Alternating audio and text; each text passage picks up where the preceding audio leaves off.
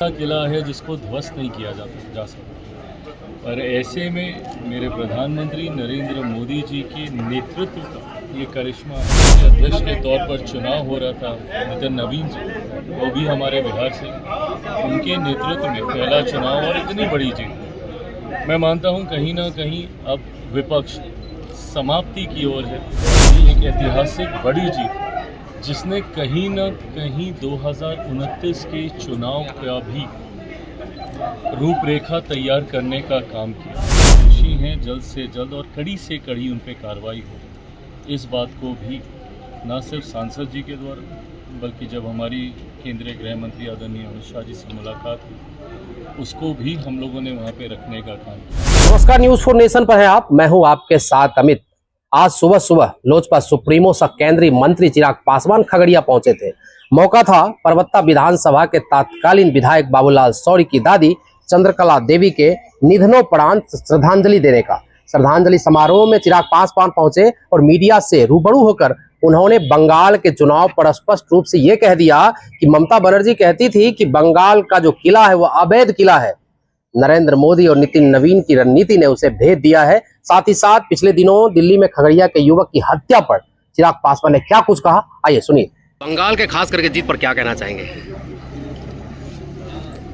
देखिए, बंगाल की जीत अपने में एक ऐतिहासिक जीत है और एक भ्रम जो फैलाया जा रहा था विपक्ष के द्वारा कि बंगाल का एक ऐसा किला है जिसको ध्वस्त नहीं किया जा सकता।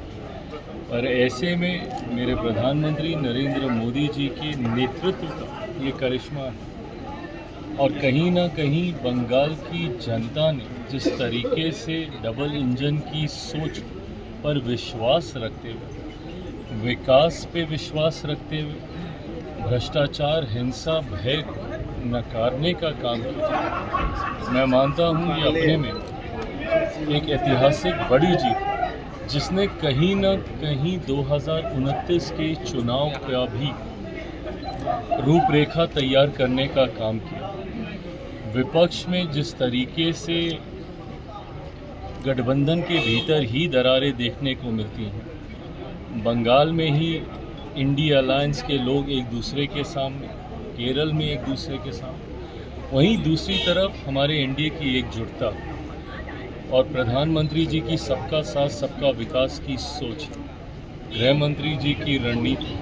और खुशी की बात यह है पहली बार जिनके नेतृत्व में राष्ट्रीय अध्यक्ष के तौर पर चुनाव हो रहा था नितिन नवीन जी, वो भी हमारे बिहार से, उनके नेतृत्व में पहला चुनाव और इतनी बड़ी जीत। मैं मानता हूँ कहीं ना कहीं अब विपक्ष समाप्ति की ओर है और देश की एक बहुत बड़ी आबादी प्रधानमंत्री जी के विकास की सोच के साथ अपने आप को जोड़कर विकास की राह पर चलने का कार्य करें। दिल्ली में खगड़िया के युवक की हत्या कर दी गई, शर्मनाक, निंदनीय। गृह मंत्री जी से भी हमारी मुलाकात अभी 2 दिन पहले हुई। इस विषय को उनके समक्ष रखा। मौजूदा हमारे खगड़िया से हमारे सांसद राजेश वर्मा जी परिवार से मिले, परिवार की बातों को, उनकी मांगों को उन्होंने सुनने का काम किया।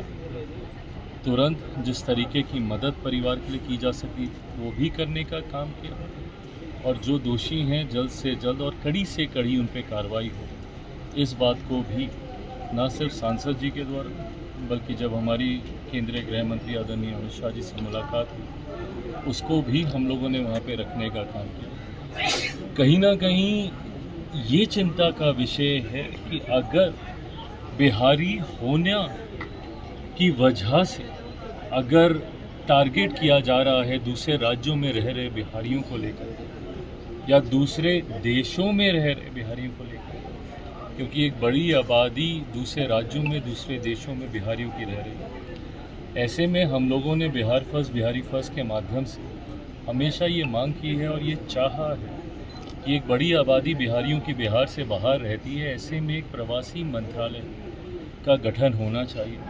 आने वाले दिनों में मुख्यमंत्री जी के साथ संवाद साध कर इस विषय को हम लोग और आगे लेकर जाने का प्रयास करेंगे ताकि कभी ऐसी कोई अप्रिय घटना किसी भी बिहारी के साथ देश के किसी भी कोने में हो तो एक हेल्पलाइन नंबर हो ताकि तुरंत उनको वो व्यवस्था मिले जिसकी वजह से जो कठिनाई उनके समक्ष आई है, जो विपरीत परिस्थितियां उत्पन्न हुई है, उसमें कहीं ना कहीं उनको आराम मिले।